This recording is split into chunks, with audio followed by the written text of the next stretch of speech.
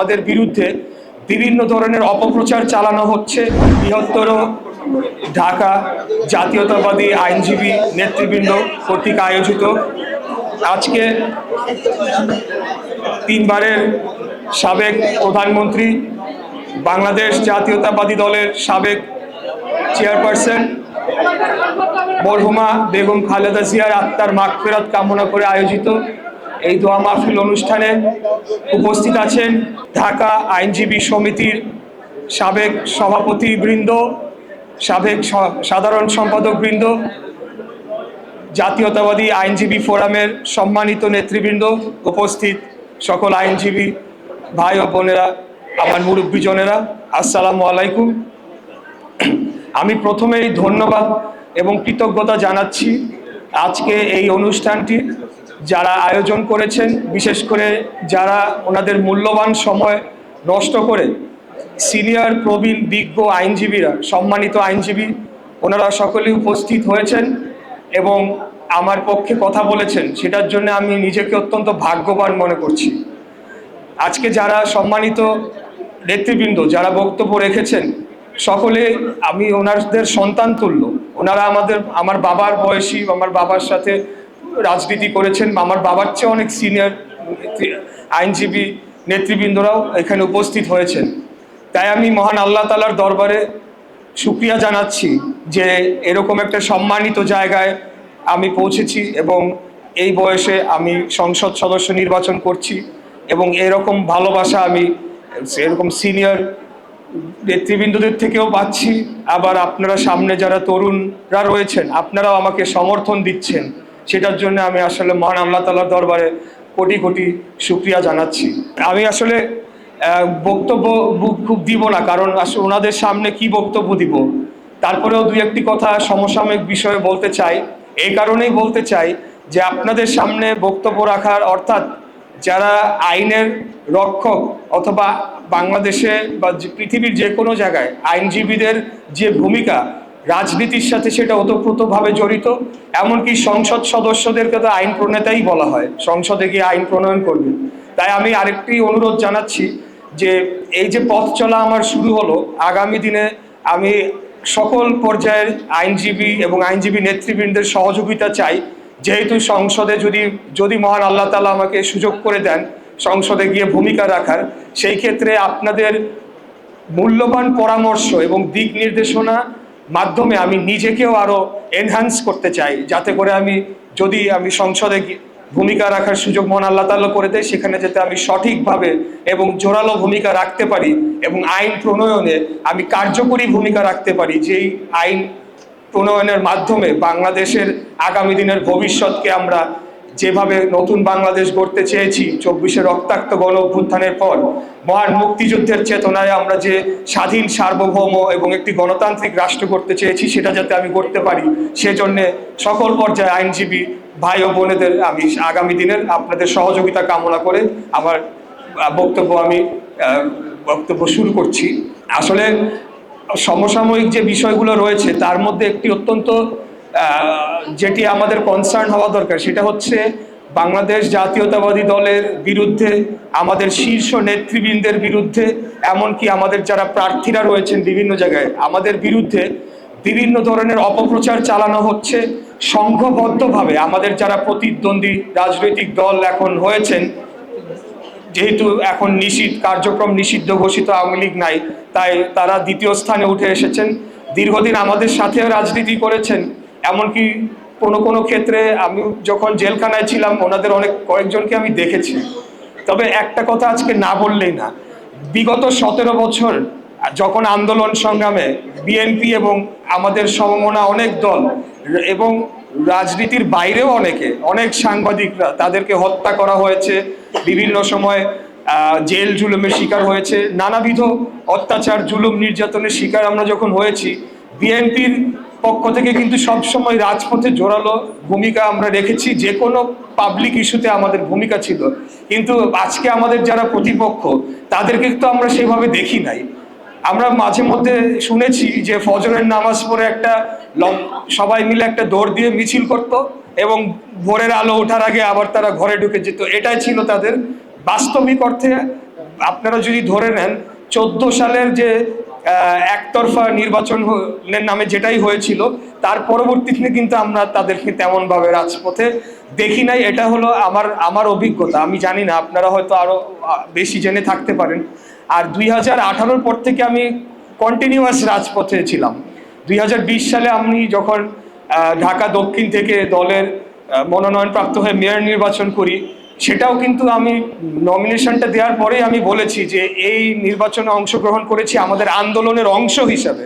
অর্থাৎ তখন আমরা আন্দোলনের অংশ হিসাবেই আমাকে মনোনয়ন দেওয়া হয়েছিল, কারণ আমরা জানি দলীয় সরকারের অধীনে তো কোনো জাতীয় নির্বাচনই হয় না, স্থানীয় সরকার তো আরও দূরের কথা, আর ঢাকা তো তারা কোনোভাবেই ছাড়বে না। তো কথা হলো যে তখনও কিন্তু আমরা আমাদের প্রতিপক্ষ দলের সরব ভূমিকা বা রাজপথের ভূমিকা দেখতে পাই নাই। আপনাদের খেয়াল থাকবে 2022 সালে আমরা যখন নিত্য প্রয়োজনীয় দ্রব্য মূল্যের ঊর্ধ্বগতির প্রতিবাদে সারা দেশব্যাপী আন্দোলন সংগ্রাম শান্তিপূর্ণ কর্মসূচি শুরু করলাম, তখন অগাস্ট মাসে ভোলা জেলা ছাত্র দলের আহ্বায়ক নূরে আলম এবং স্বেচ্ছাসেবক দলের একজন নেতা, তার নাম ছিল রহিম, আব্দুর রহিম, ওনাদেরকে যেভাবে হত্যা করা হয়েছিল, এবং ওই নূরে আলমকে আমি ঢাকা মেডিকেলে দেখতে গিয়েছিলাম। আমি দেখে আসার বের হওয়ার 5 মিনিটের মধ্যে শুনতে পাই যে তিনি আর নাই, তিনি শহীদ হয়েছেন। এবং আমি যখন দেখতে যাই, মুখ মানে ভর্তি গুলি, আমি ওই দৃশ্য দেখে আমি আসলে সেই দিনই আমার আসলে মোটামুটি আমার ভবিষ্যৎ আমি নির্ধারণ করে নিয়েছিলাম। আমি নিজেকে বলেছিলাম যে বাঁচি মরি যাই হোক না কেন, কিন্তু এই যে আমরা ভারতের তাবেদার দল, তারা যে আমাদেরকে প্রজা বানিয়ে রেখেছে, এদের বিরুদ্ধে আসলে মুক্তিযুদ্ধের মতোই একটা যুদ্ধ করা ছাড়া আর কোনো উপায় নাই। এবং সেখান থেকে আমি লড়াইটা আমরা অন্য জায়গায় নিয়ে যাওয়ার জন্য প্রাণপণ চেষ্টা করি।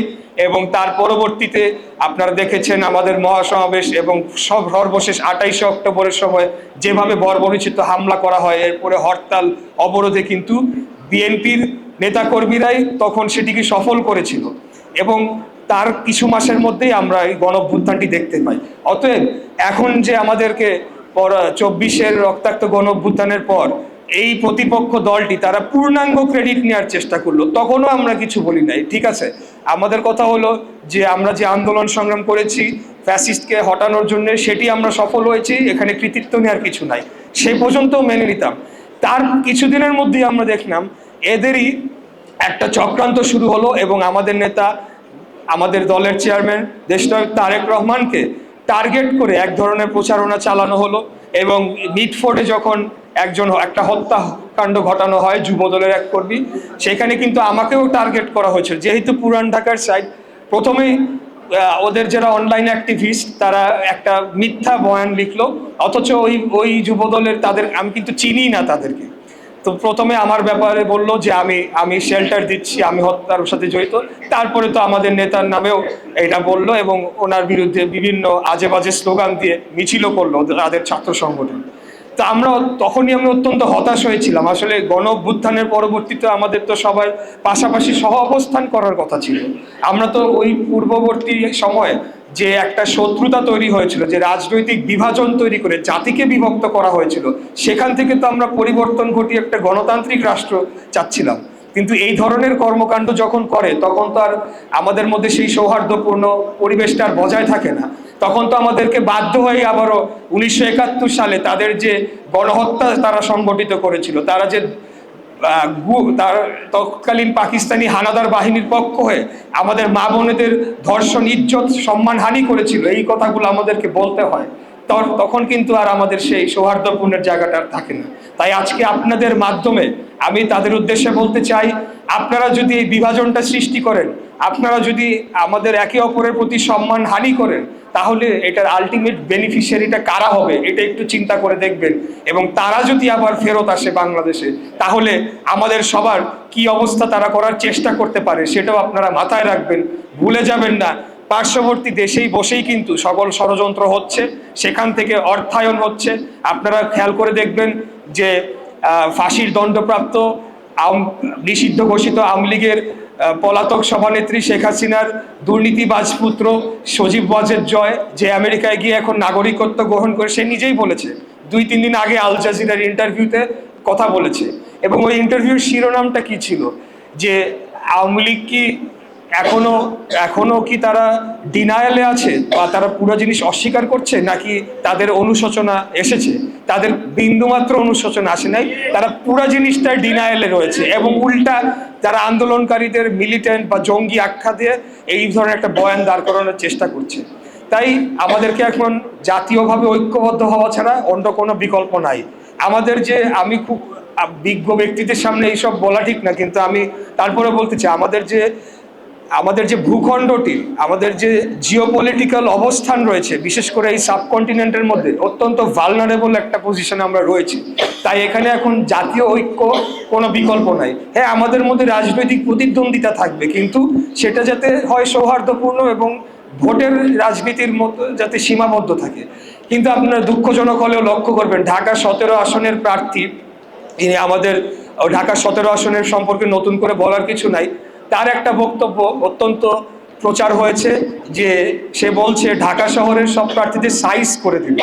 এই কথাটা আমি গতকালকেও বলেছি যে সেই প্রার্থী যদি বলতো ঢাকা শহরের সব প্রার্থীদের আমরা হারায় দিব বা পরাজিত করে দিব, তাহলে তো আমার কিছু বলার ছিল না। কিন্তু সাইজ শব্দটার অর্থাৎ কি? তাহলে কি তারা এখন ভায়োলেন্স ইনসাইট করছে? তো আমরা যদি এখন, আমরা তো আর ভেসে আসি না, আন্দোলন সংগ্রাম আমরাও করেছি, এই কোর্টের সামনে কত আন্দোলন হয়েছে, আপনারাও অনেকেই সেটা সাক্ষী রয়েছেন। তো এখন যদি তারা আমাদের সাথে সেই ধরনের একটা মানে একটা খেলা শুরু করতে চায়, সংঘাতে জড়াতে চায়, তাহলে তো আমরা সেই বিষয়ে কোনো ছাড় দিব না, তাই না? স্বাধীনতা বিরোধীদের, রাজাকারদের তো ছাড় দেওয়ার কোনো সুযোগ নাই। ফ্যাসিবাদ বিরোধী আন্দোলনে আমরা একসাথে ছিলাম, ঠিকই আছে, এবং আমরা উদারতা দেখিয়েছি। আমাদের শহীদ রাষ্ট্রপতি জিয়াউর রহমানের উদারতার ফলেই তো তারা আবার রাজনৈতিক নিবন্ধন ফেরত পেয়েছিল, কিন্তু সেটাকে তো তারা সম্মান জানাচ্ছে না। তো যাই হোক, আর বক্তব্য দীর্ঘায়িত করব না, যেহেতু একটু পরে আজান দিয়ে দিবে যে কোনো সময়, আমরা দোয়া মাহফিলে সংযুক্ত হব। সব শেষে আমি সবাইকে ধন্যবাদ এবং কৃতজ্ঞতা জানাচ্ছি, এবং আমি সকলের কাছে একটা দাবি নিয়েই বলছি, এবার আমাকে একটা সুযোগ করে দেওয়ার জন্য আপনারা সহযোগিতা করেন। ইনশাল্লাহ জনগণের প্রত্যাশার বাইরে কোনো কাজ আমার দ্বারা অন্তত হবে না, এই কথাটা আপনাদেরকে দিতে পারি। আপনারা হতাশ হবেন না, এই বলে আজকের মতো আমার বক্তব্য শেষ করে আপনাদের থেকে বিদায় নিচ্ছি।